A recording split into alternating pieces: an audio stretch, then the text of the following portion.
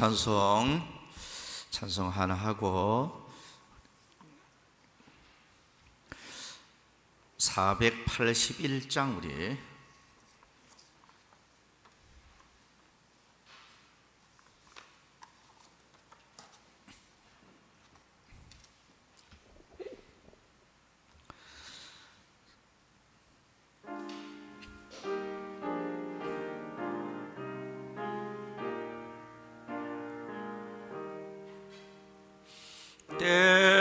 때저물어서 날이 오더니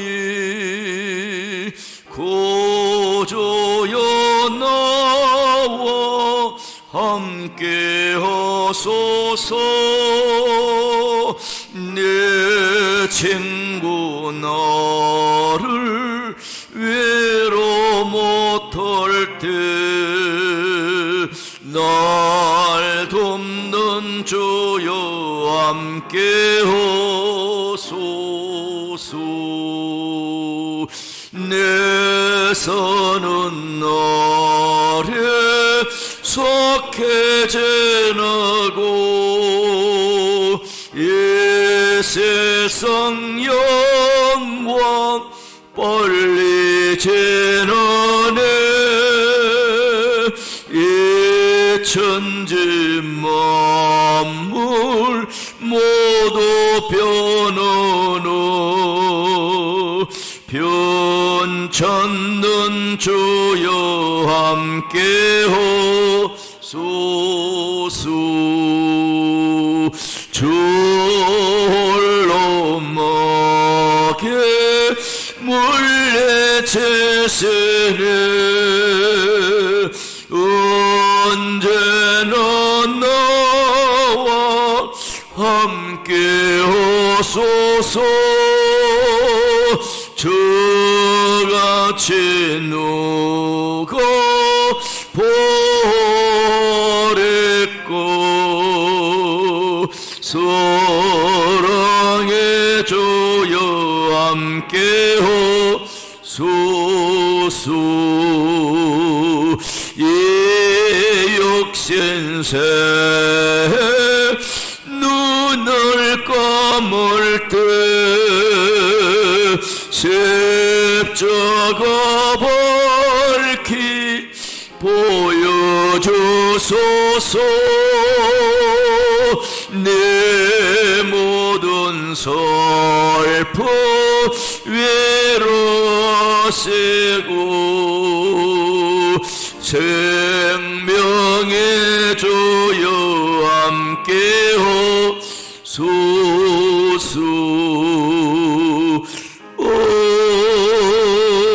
아멘. 우리 다 같이 묵도함으로써 오후 예배 시작하겠습니다.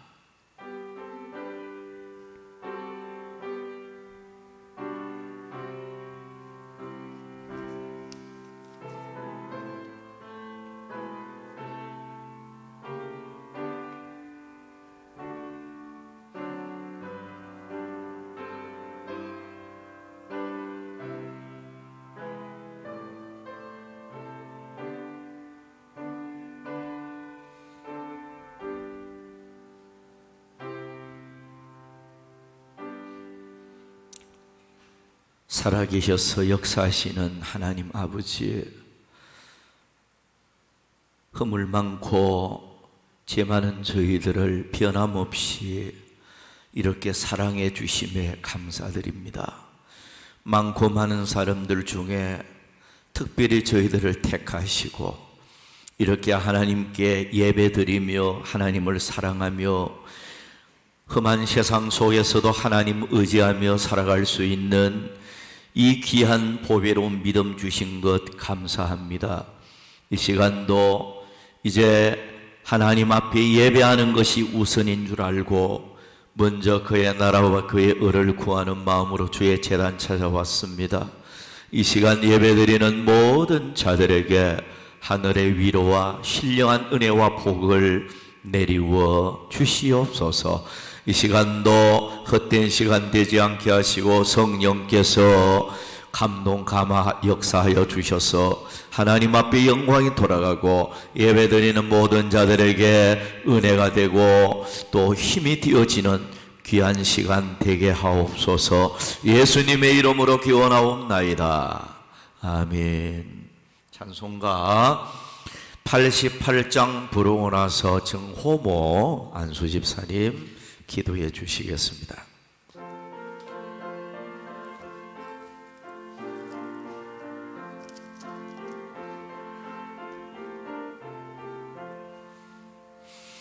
내 진정 사모하는 친구가 되시는 구주 예수님은 아름다워라.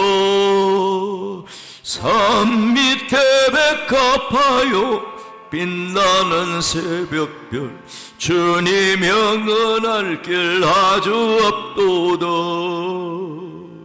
내 마음이 아플 적에 큰 위로 되시며 나 외로울 때 좋은 친구로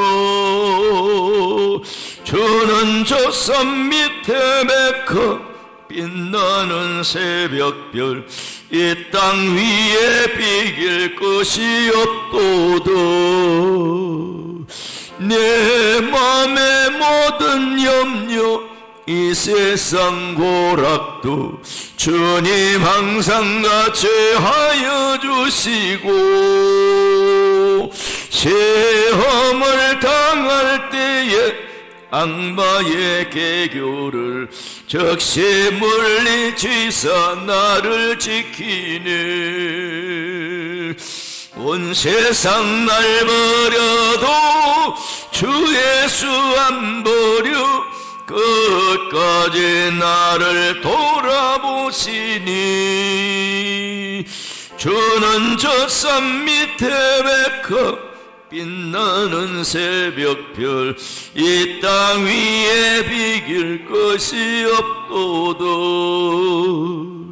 내 맘을 다하여서 주님을 따르면 길에 나를 사랑하리니 물불이 두렵지 않고 잠금도 겁없네.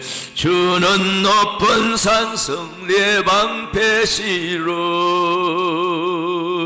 내 영혼 먹이시는 은혜 누리고 나 친히 저를 뵙기 원하네.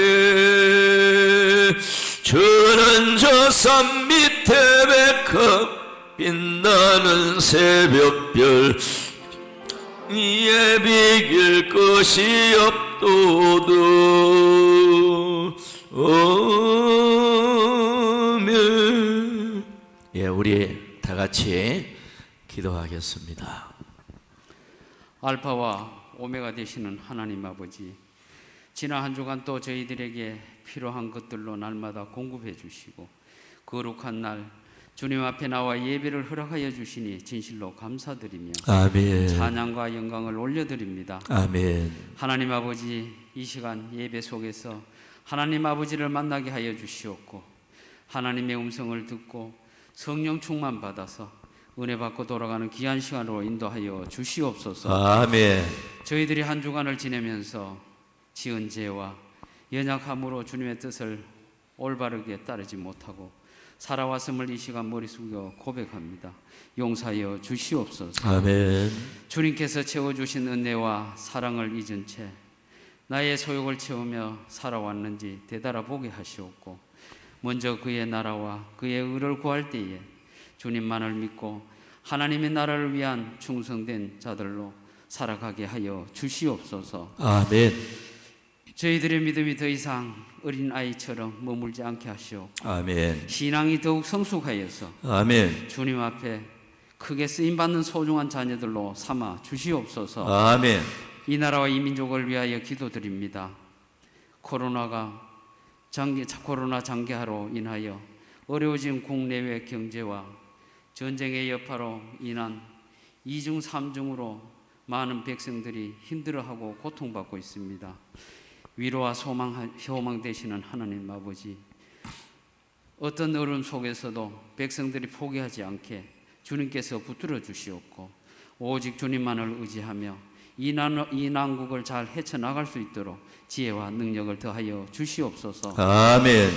이 나라를 주관하시는 하나님 아버지, 이 나라 대통령을 비롯한 위전자들이 공의로운 하나님을 경외하며 용서와 화합으로 국민에게 대한 존경심을 갖고 국정을 이끌어 나갈 수 있도록 명철을 다하여 주시옵고, 지역과 이념, 세대 간의 갈등 없이 한마음으로 국민들을 잘 섬기고 이 나라를 위한 이 나라의 평안 가운데 부강한 나라로 잘 리더해 나갈 수 있도록 주님께서 도와주시옵소서. 아멘. 사랑의 주님, 거룩한 주님의 날에 주님께 감사드리고 싶어도 근심과 고통으로 인하여 주님께 감사드리지 못하는 심령들도 있습니다. 건강 문제로 고통받는 자녀들과 물질로 힘들어하는 자녀들, 또한 시험을 당해 방황하는 자녀들도 있습니다. 주님께서 저들의 상한 심령들을 위로하여 주시옵고, 아멘. 주님이 주시는 평안 가운데 하루속히 안정을 되찾게 하여 주시사 저들의 간구함을 들어주시옵고, 온전히 주님께 나와 감사하며 축복된 삶을 살아갈 수 있도록 은총을 베풀어 주시옵소서. 아멘. 이 시간 섬기는 교회를 위해서 기도드립니다.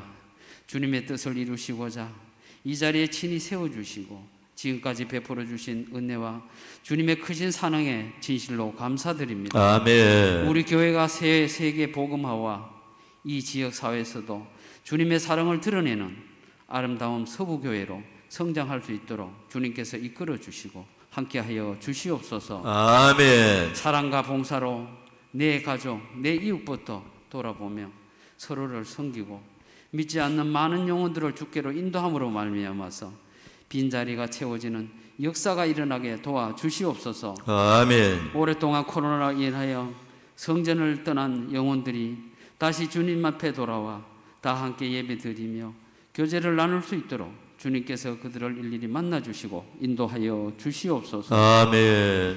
이 시간 말씀을 전하시는 목사님께 하나님을 앙망하는 은혜를 더하여 주시옵고, 아멘. 날마다 새 힘으로 공급하여 주시사 목회 사역을 감당해 나가실 때에 조금도 피곤하지 않도록 강건함으로 늘 지켜 보호해 주시옵소서. 아멘. 교회 안의 각 기관들을 비롯한 모든 직분자들 위에도 하나님께서 늘 동행하여 주시오며 성도들의 가정들마다 평안 가운데 범사가 형통해지는 축복을 허락하여 주시옵소서. 아멘. 예배를 시작하였습니다. 마치는 시간까지 주님께서 주정하여 주시옵고 예수님 이름 받들어 간절히 기도드리옵나이다. 아멘.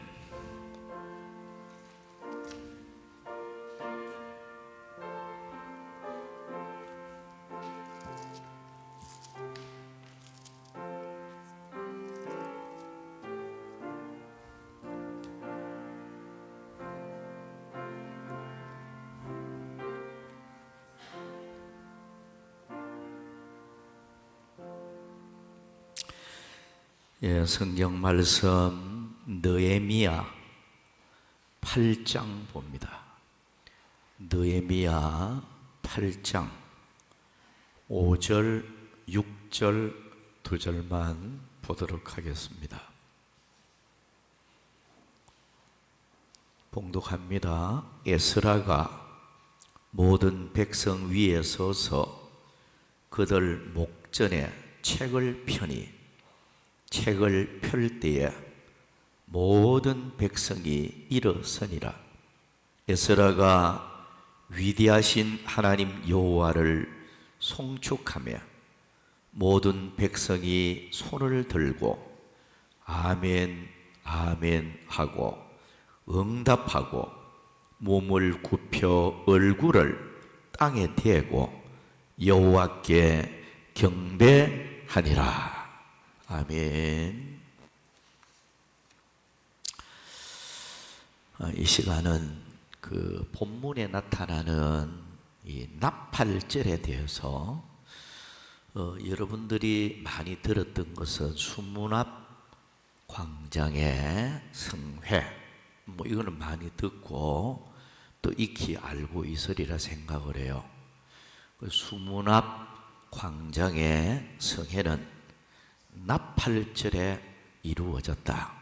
그래서 나팔절에 대해서는 여러분들이 좀 자주 듣지 못하는 그런 말씀이기 때문에 제목을 나팔절의 성회 이렇게 제목을 삼았습니다. 이 나팔절은 하나님의 명령에 따라 이렇게 지키는 절기입니다.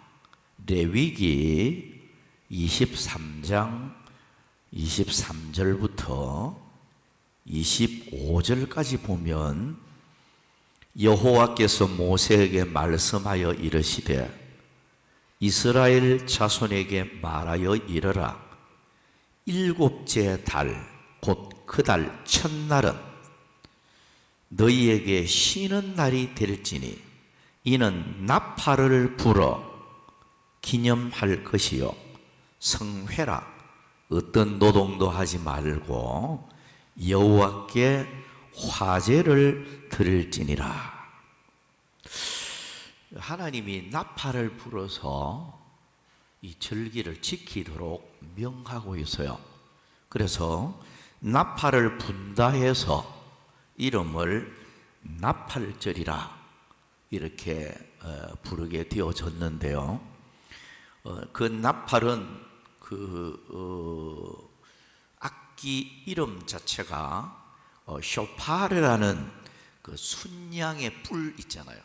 순양의 뿔로 만든 그런 나팔입니다.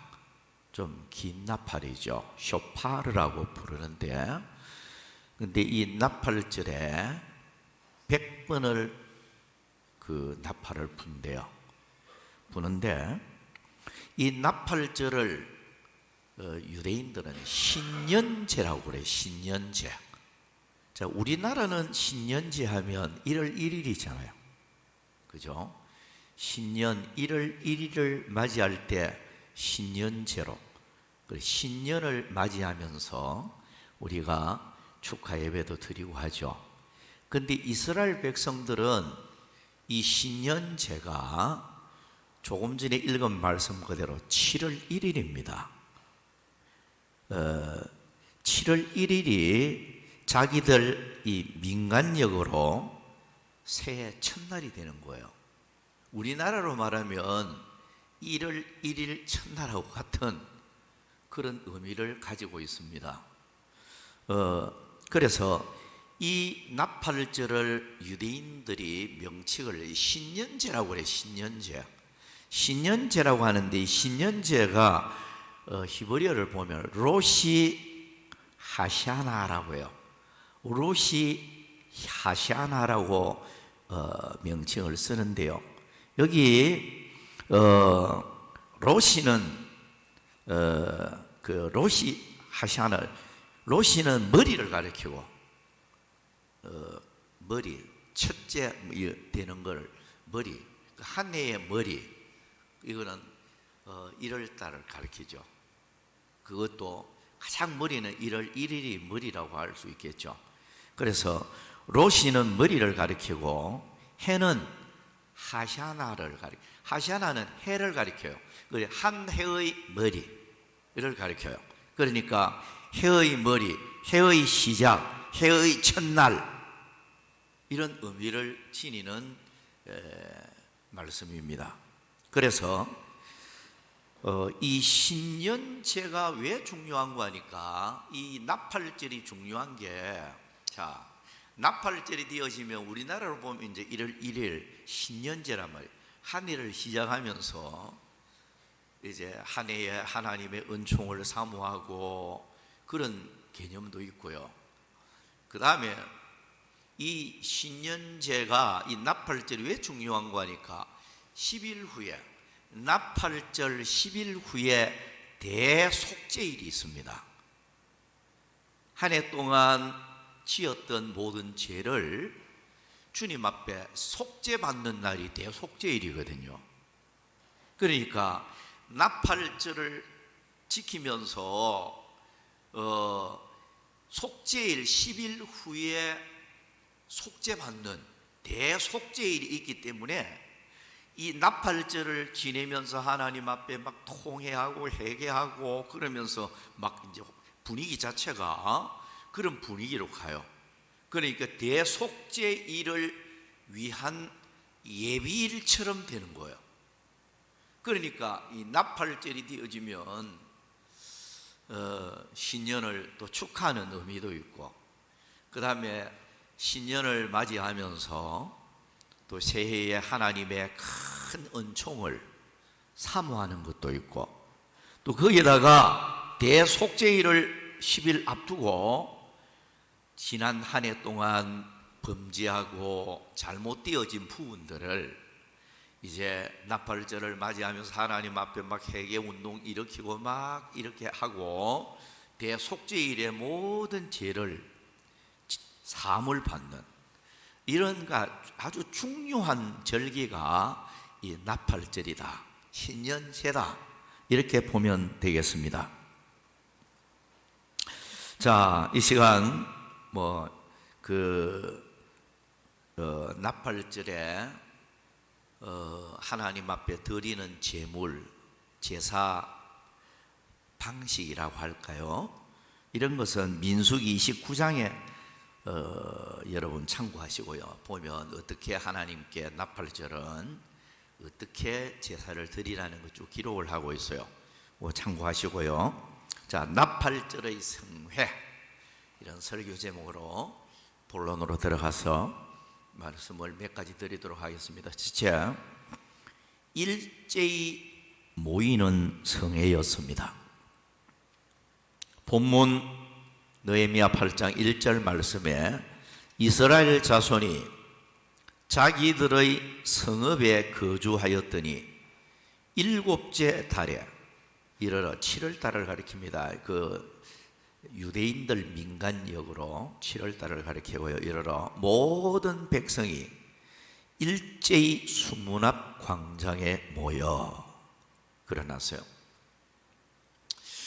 자, 이스라엘의 이 역사를 가만히 보면 여러분들이 알다시피 하나님 앞에 악을 짓고 우상숭배에 빠지고 타락해서 결국 바벨론에 의해서 느부갓네살에 의해서 철저히 유인당하잖아요. 그래서 바벨론 포로로 다 끌려갔죠. 쓸만한 사람들 다 끌려갔어요. 다 끌려가고 극소수의 조금 본국에 남아있는 사람들이 있었고요. 바벨론으로 보물들도 다 가지고 가고 성전에 보물들이 있잖아요. 이런 것까지도 전부 다 자기들이 가져갔어요. 가져가고 쓸만한 사람들은 남자나 여자나 바벨론으로 다 끌려갔어요. 그래서 바벨론 포로 생활이 70년이 되어졌죠, 그죠? 이 느헤미야, 에스라, 이런 성경들은 다 그때 기록되어진 말씀이라고 볼 수 있어요. 그런데 70년 바빌론 포로 생활하고 이제 돌아올 때쯤 이제 하나님의 사실 70년이 차면 바빌론에서 이제 다시 귀국하고 돌아올 것을 하나님이 예언을 하셨어요, 성경에. 그러니까 어떻게 보면 이스라엘 백성들이 죄를 지은 그것을 벌을 70년 바벨론 포로 생활 받는 거예요. 그 70년 생활은 하나님이 연단하는 기간입니다. 나라 잃고 예배도 제대로 못 드리고 여러 갖가지가 얼마나 힘이 들겠습니까? 그 성경에 보면 고향 생각하고 본국 생각하면서 악기 비파를 나무가지에 걸어놓고 펑펑 울면서 그렇게 지낸 세월입니다. 그런데 이제 본국에는 완전히 폐허가 되었어요. 쓸만한 거 다 불태워버리고 완전히 폐허가 되어 있는 그런 상황이었어요. 근데 하나님의 은혜로 이제 다시 본국으로 돌아오도록 귀환하는 축복을 하나님이 예언을 하였듯이 그대로 실행이 되어졌어요. 네. 그래서 본국으로 돌아오지만은 지금 나라는 완전히 폐허가 됐지요. 예루살렘 성벽은 다 무너져 있죠. 뭐 성전도 뭐 불탔고 뭐 제대로 뭐 있는 게 없는 이런 환경이 되어 있었어요.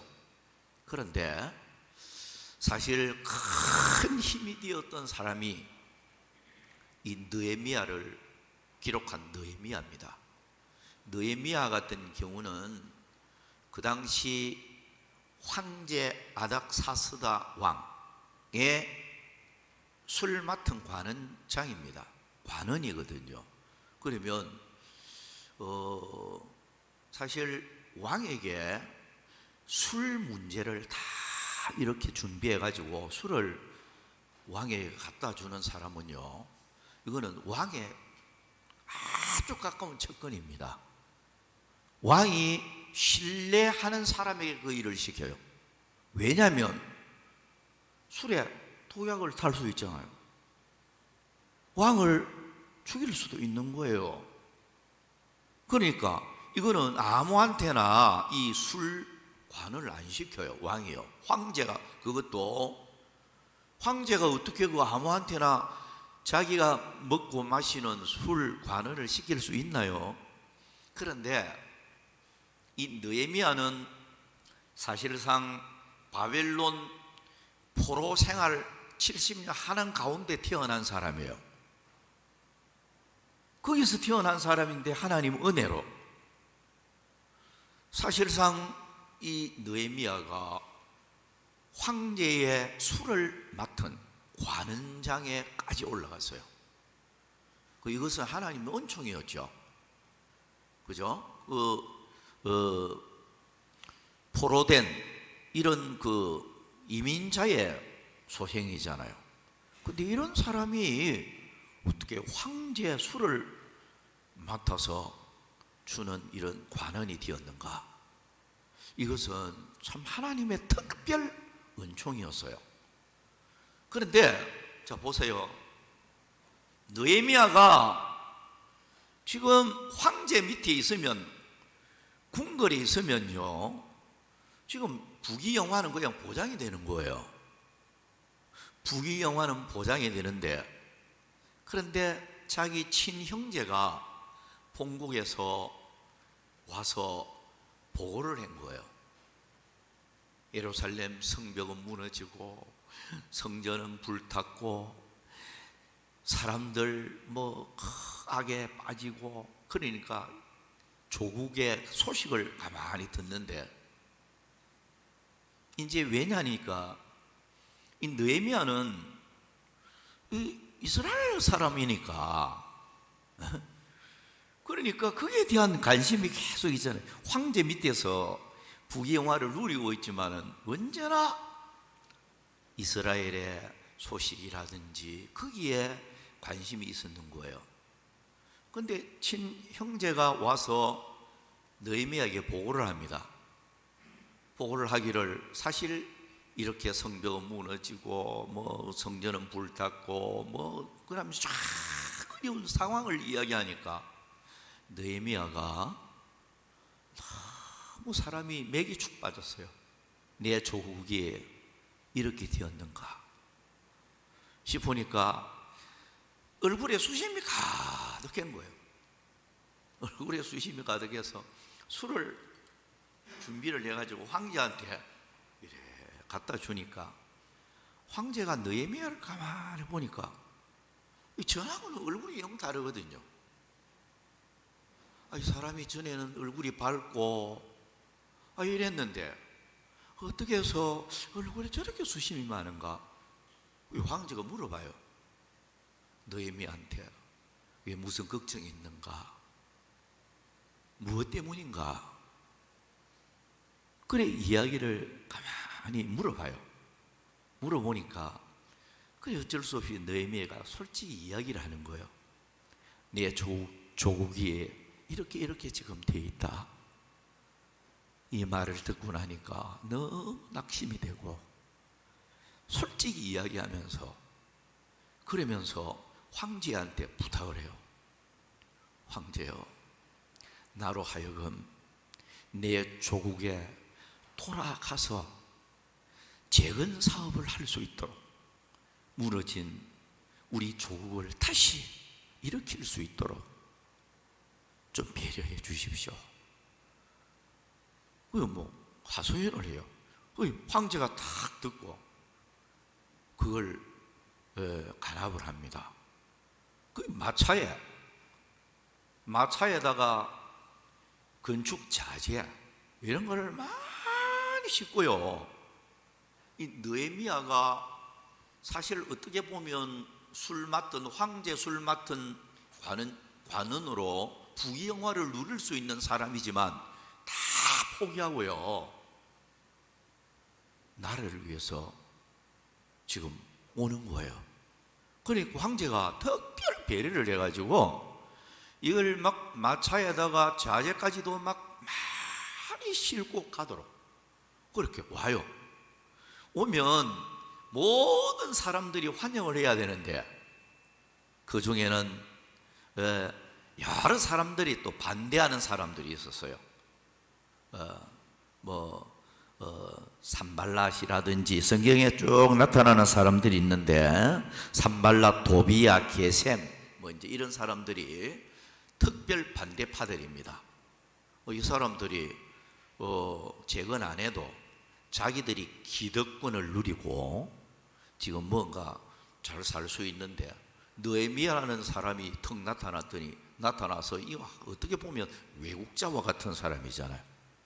폐허된 나라를 재건하겠다고 자재까지 싣고 와서 성벽 쌓는다고 하고 이러니까 막 이 반대파들이 일어나서 막 반대를 하고 그래도 계속 이걸 이제 건설 사업을 하고 막 성벽 쌓고 막 이런 이제 재건 운동을 일으키니까 심지어는 느헤미야를 살해하려고 했습니다. 느헤미야를 살해하려고 하니까 하나님께서 그래도 지켜주셨어요. 그래서 살해를 면하게 되고 이런 와중에서 지금 느헤미야를 중심해서 예루살렘 성벽 건축이 완성이 되고요.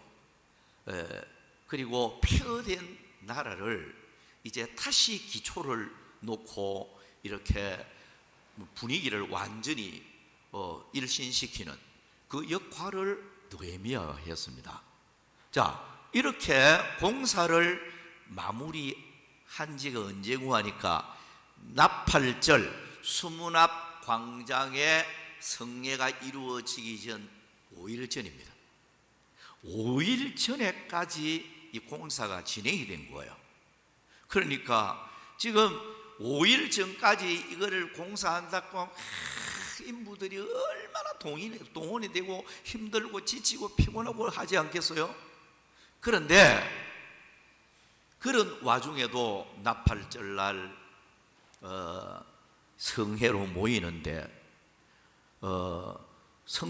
원래는 성전 마당에서 제사 드리고 해야 되죠. 예배 드려야 되죠. 그런데 성전 마당에서는 도무지 좁으니까 드릴 수가 없고 그래서 순문 앞 큰 광장 거기에 직결해서 모인 거예요. 자, 몇 가지 한번 여기 8장 1절에 보면 이스라엘 자손이 자기들의 성읍에 거주하였더니 7째 달에 이르러 모든 백성이 일제히 수문 앞 광장에 모여 모든 백성이 일제히라고 해놨잖아요. 그죠? 모든 백성이 일제히 히브리어를 보면 한 사람 같이 이렇게 되어 있습니다. 칼, 함, 케이시 하드라고 이렇게 히브리어로 되어 있는데요. 한 사람 같이 모였다는 거예요. 그러니까 뭐 공사한 사람들, 지치고 있는 사람들도 여기에 모이고, 멀리 떨어져 있는 사람들도 모이고, 한 사람 마음같이 사람들이 수문 앞 광장에 다 모인 거예요. 이것은 참 굉장히 의미가 있어요. 그동안 70년 포로 생활하면서 그런 뭐 집회도 해보지도 못했고, 얼마나 참 그런 성회가 그리웠겠습니까? 그런데 이 나팔절에 한 마음으로 다 모여서 이렇게 하나님 앞에 제사를 드리며 예배를 드릴 때 하나님의 놀라운 역사가 임하게 되어졌습니다. 여기서 우리가 먼저 교훈을 받고 넘어가야 될 게, 성도는요 모이는 축복을 알아야 돼요. 본문에는 수문 앞 광장에 이 일제히 모이는 성회를 통해서 하나님의 큰 역사가 일어났고요. 또 우리가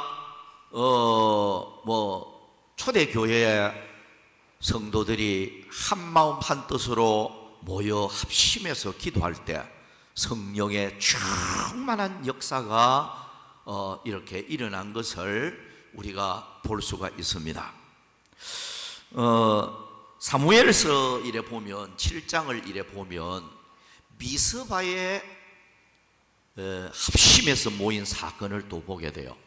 나라가 굉장히 풍전등화처럼 어렵고 전쟁의 위기에 무너질 수밖에 없는 그런 처지에서 미스바에 모여서 회개운동을 일으키고 하나님 앞에 막 부르짖을 때 하나님께서는 전쟁의 승리를 주었고 잃었던 땅을 회복하게 하였고 물질 축복을 풍성하게 주었고 평화의 복을 하나님이 주셨다고 성경이 기록하고 있어요. 이런 것을 보면 성경에 모일 때 하나님의 역사가 나타났다. 그러면 우리가 여기에서 교훈을 받아야 되는 게, 오늘날 또 교회도 마찬가지예요. 성도는요 정말로 주님을 생각하면서 사모하는 마음으로 모이는 이것부터 잘해야 돼요. 잘 모이는 이것이 잘 띄어질 때 성령의 역사가 임하고 은혜가 임하고 우리의 믿음이 더 성장할 수 있고요.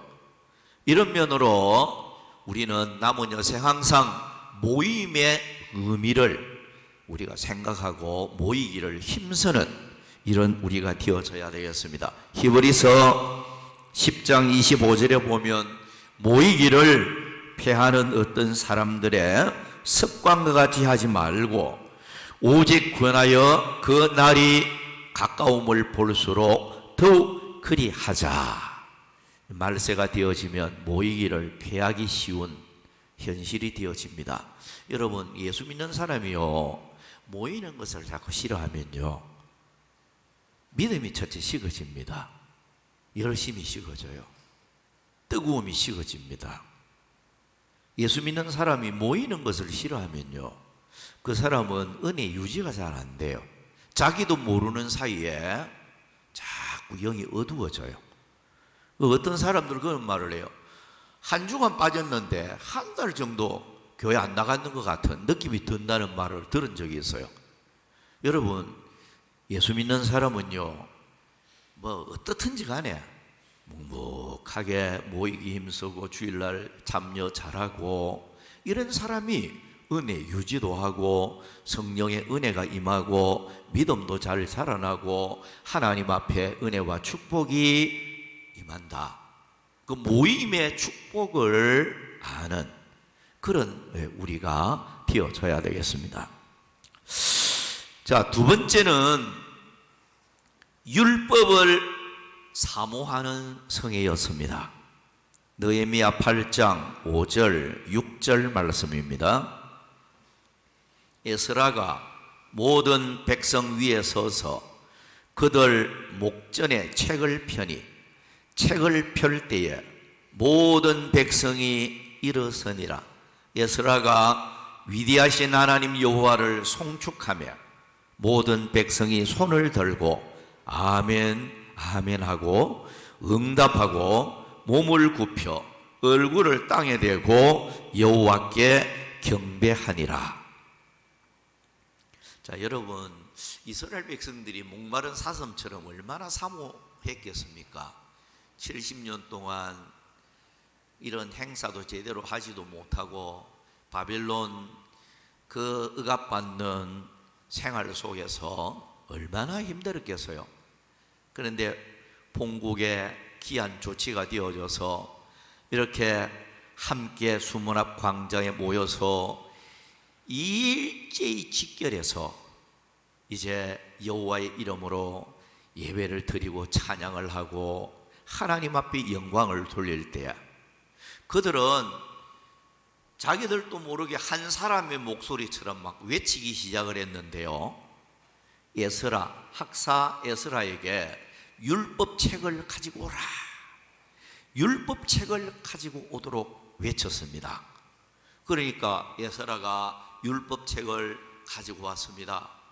그동안 하나님의 율법의 말씀을 들은 지 오래고 제대로 듣지 못한 그들이 율법책을 막 가지고 오기를 외쳤고요.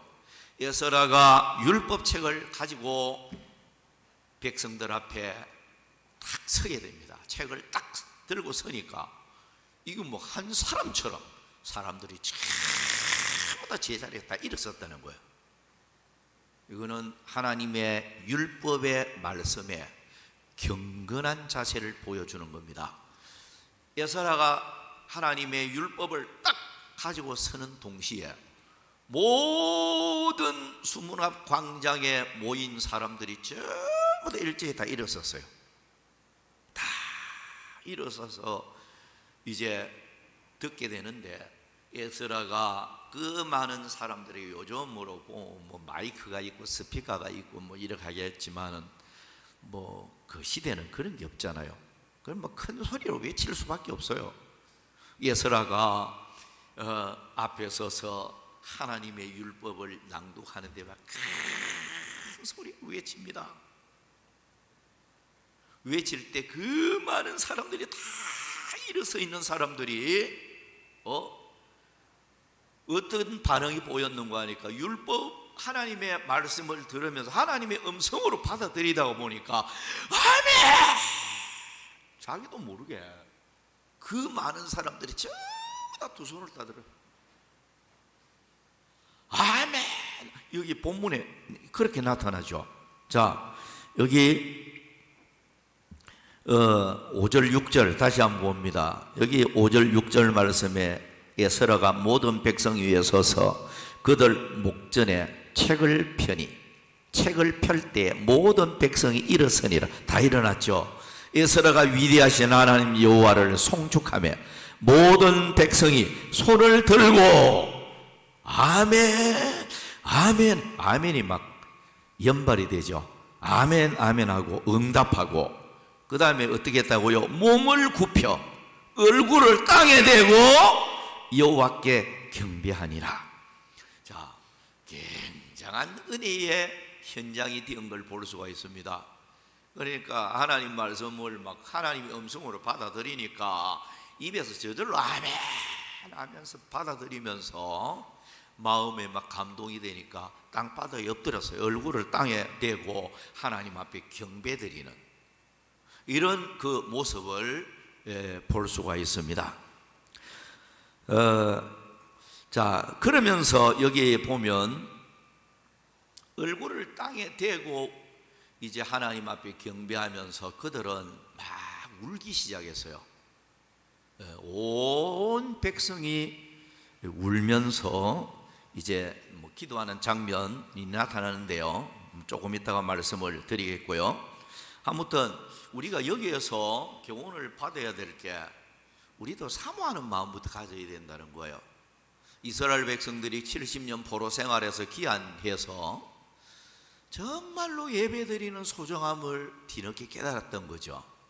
하나님께 예배드리고 하나님의 율법의 말씀을 듣고 참 이 순간이 행복한 순간인데 그걸 예전에는 몰랐던 거예요.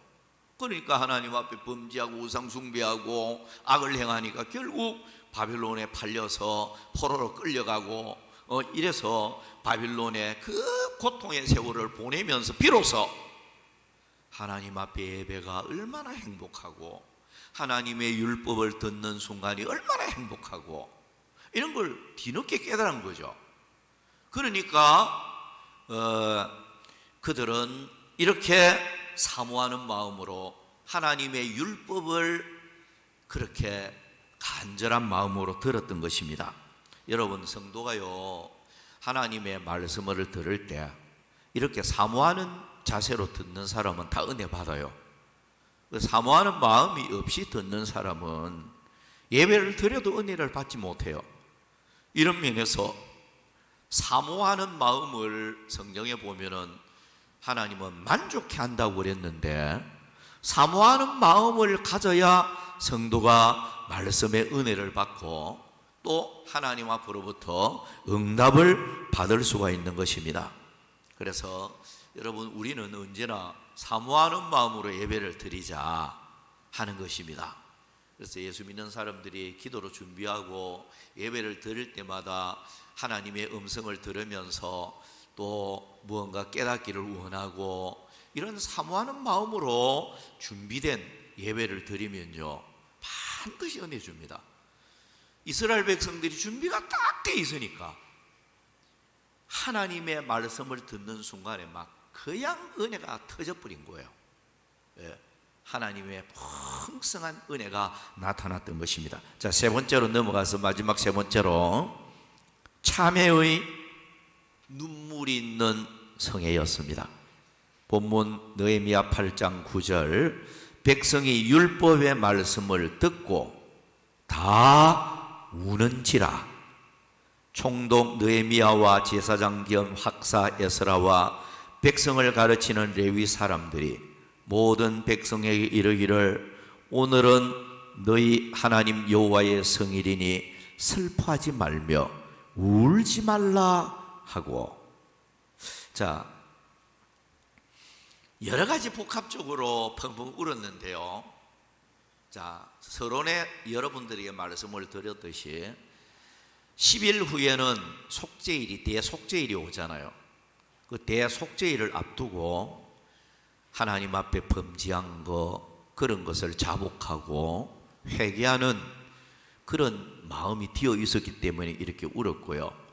그리고 포로 생활 끝마치고 귀환하여서 본국에서 함께 모여서 하나님 앞에 영광의 예배를 드리는, 그리고 성벽을 완성하고 예배를 드리는, 이런 것이 마음이 너무 벅차서 예배를 드리다가 보니까 이 눈물이 이렇게 흘러내렸다고 봅니다. 회개의 눈물도 있고 감사의 눈물도 있고, 지난날 하나님 앞에 잘못되게 악하게 살아서 우상 숭배하고 타락하고 잘못되게 살았기 때문에 하나님의 징벌로 바벨론에 팔려갔고, 이제 하나님이 자비를 베풀어서 귀한 조치되어진 것도 하나님의 큰 자비하심이다. 이걸 이스라엘 백성들이 깨닫게 되어졌을 때 이 나팔절에 그들은 율법의 말씀을 들으면서 펑펑 울 수밖에 없었어요. 그런데 여기 보면, 본문에 보면 9절에, 느헤미야 8장 9절에 백성이 다 우는지라 그래놨죠. 이 우는이라는 말이 히브리어를 보면 복힘이라고 되어 있어요. 복힘이라고 되어 있는데 잠깐 우는 걸 가리키는 게 아니고요, 계속해서 느끼는 걸 가리켜요. 그러니까 율법 말씀을 들으면서 막 감동이 되고 지난 날들 막 하나님 앞에 잘못된 것이 막 떠오르면서 막 통의 기도가 터지면서 막 계속적으로 흐느끼고 우는 이런 그 장면이 연출이 되어졌습니다. 자, 여러분, 이거 보면 성도는 은혜 있으면 눈물이 있고 은혜가 메마르면 눈물도 메마른다. 이 틀림없습니다. 신앙생활을 하면서 눈물이 있을 때는 보면 참 은혜 생활을 하는 사람이에요. 은혜 생활을 잘하면 눈물이 또 있게 되어 있습니다. 감사의 눈물도 있고, 주님의 그 은혜 생각하면 그저 뭐 여러 가지 너무 감사할 일들이 많이 생기니까요. 눈물이 있게 되고요. 그리고 나 자신을 되돌아볼 때 또 눈물이 있고 이래 되죠. 근데 영이 어두워지고 은혜 생활을 못하고 믿음 생활을 제대로 못하면 눈물이 매장 말라버려요. 그리고 눈물이 없어져 버려요. 근데 이스라엘 백성들은 벌써 은혜를 딱 받고 나니까 이만큼 눈물이 펑펑 쏟아지는 이런 결과를 가지고 왔다. 이런 면에서 오늘 눈물이 있는 곳에 제사함의 은총이 있고 눈물이 있는 곳에 하나님의 긍휼과 사랑과 축복이 나타나게 된다. 이걸 이스라엘 백성들을 보면서 물론 그들이 10일 후에 나타날 때 속죄일을 앞두고 펑펑 울고 뭐 회개하는 것도 있겠습니다마는 주님이 그 눈물을 보시고 그들을 불쌍히 여기시는 그런 축복을 주시는데요. 나팔절 이 성회의 눈물이 있은 후에 나타나는 축복을 간단하게 몇 가지만 소개를 하면 첫째, 큰 은혜와 위로가 나타났습니다. 9절 말씀, 백성이 율법의 말씀을 듣고 다 우는지라 총독 느헤미야와 제사장 겸 학사 에스라와 백성을 가르치는 레위 사람들이 모든 백성에게 이르기를 오늘은 너희 하나님 여호와의 성일이니 슬퍼하지 말라 말며 울지 말라 하고. 자, 어떻게 보면 이거는 최고 지도자들이 펑펑 계속 우니까 오늘은 하나님의 거룩한 성일이니까 울지 마십시오. 이제 위로하는 그 장면이죠. 이거는 사실 주님의 위로의 음성입니다. 우리가 마태복음 5장에 보면 애통하는 자는 복이 있나니 저희가 위로를 받을 것이며 라고 말씀하고 있잖아요. 근데 회개의 눈물이 있는 곳에는 주님의 위로가 나타나고 주님의 축복이 나타나는 거예요. 그러니까 여기에 눈물이 있는 곳에 위로하는 이런 그 장면을 보게 되고요. 두 번째는 풍성함과 큰 즐거움이 나타났습니다. 느헤미야 8장 10절에서 12절까지 느헤미야가 또 그들에게 이르기를 너희는 가서 살찐 것을 먹고 단 것을 마시되 준비하지 못한 자에게는 나누어 주라. 이 날은 우리 주의 성일이니 근심하지 말라. 여호와로 인하여 기뻐하는 것이 너희의 힘이니라. 그래서 12절에 가서 보면 나누어 주고 크게 즐거워하니. 자, 눈물을 흘리고 나서 그들에게 먹을 것도 배불리 먹도록 모든 것을 그렇게 배려했습니다. 가난한 자도 배불리 먹고 누구든지 살찐 것, 단 거 배부르게 먹도록 하고 그날에 기쁨과 즐거움이 가득한 이런 것을 볼 수가 있습니다. 초막절에 그 나팔절에 축복이 바로 이렇게 풍성한 축복과 즐거움으로 나팔절에 나타났다 하는 걸 알 수가 있습니다. 그리고 세 번째는 마지막으로 초막을 짓고 큰 기쁨이 찾아왔습니다. 느헤미야 8장 17절 사로잡혔다가 돌아온 회중이 다 초막을 짓고 그 안에서 거하니 눈의 아들 여호수아 때로부터 그날까지 이스라엘 자손이 이같이 행한 일이 없었으므로 이에 크게 기뻐하며.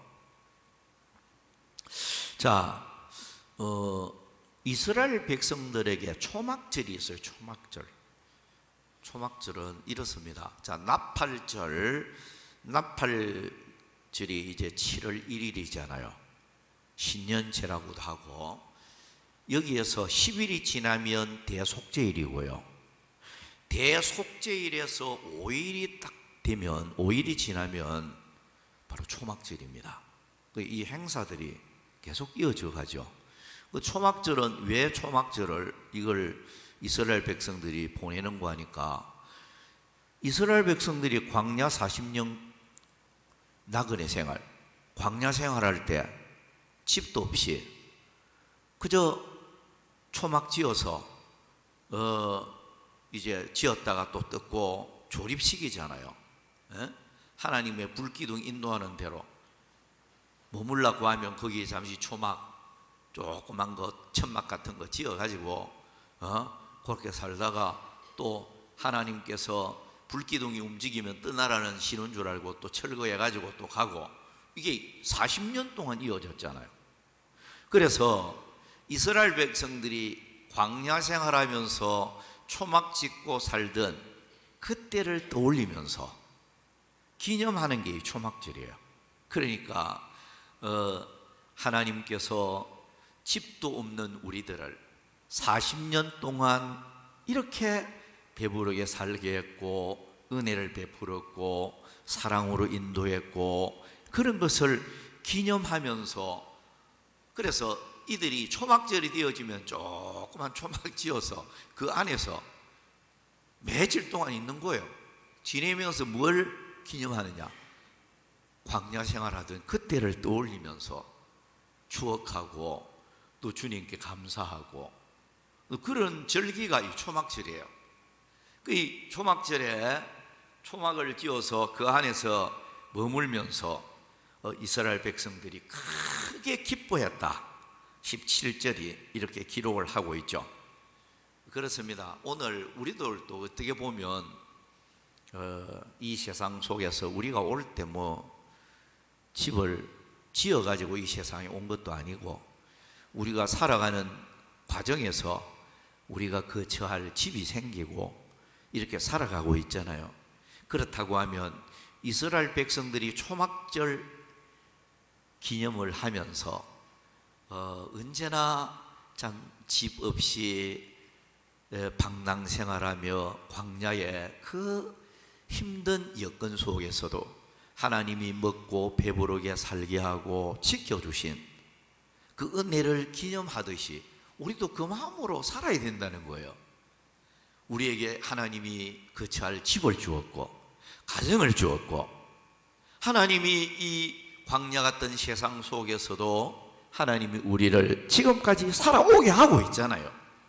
그렇다면 우리도 이스라엘 백성들처럼 그런 사랑의 주님을 생각하고 감사하고, 또 우리는 하나님께 영광을 돌리는 그런 자세를 가져야 마땅하다, 그런 생각이 듭니다. 자, 전체적으로 말을 이제 정리하면서, 나팔절은 여러분 다 잊어버려도 신년제다 이렇게 생각하면 되겠고, 7월 1일입니다. 유대인들 민간역으로 7월 1일이 신년제로 나팔절을 지내고, 나팔절 후에 10일 후에 대속죄일이 있어서 굉장히 중요한 행사입니다. 하나님 앞에 회개운동을 하고 제사함을 받기 위해서 그들은 철저히 하나님 앞에 지었던 죄를 자백하는 그런 행사였습니다.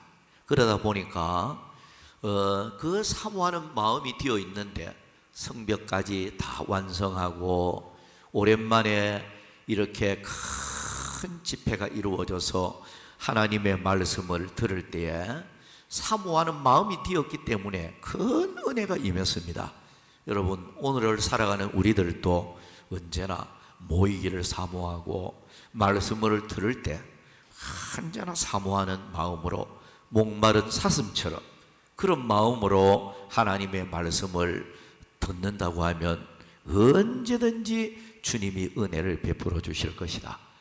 그들이 눈물로 펑펑 울 때 위로가 나타났습니다. 그리고 하나님께서 만족하게 먹고 배부를 수 있도록 기쁨과 즐거움도 주었습니다.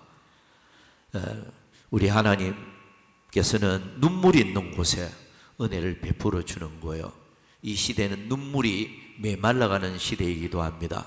여러분, 이 마지막 시대에 먼저 우리도 모이기를 힘쓰고 또 하나님 앞에 사모하면서 언제나 눈물이 있는 우리들 되어져서 주님의 위로가 나타나고 풍성한 하나님의 축복이 나타나는 오늘 우리들이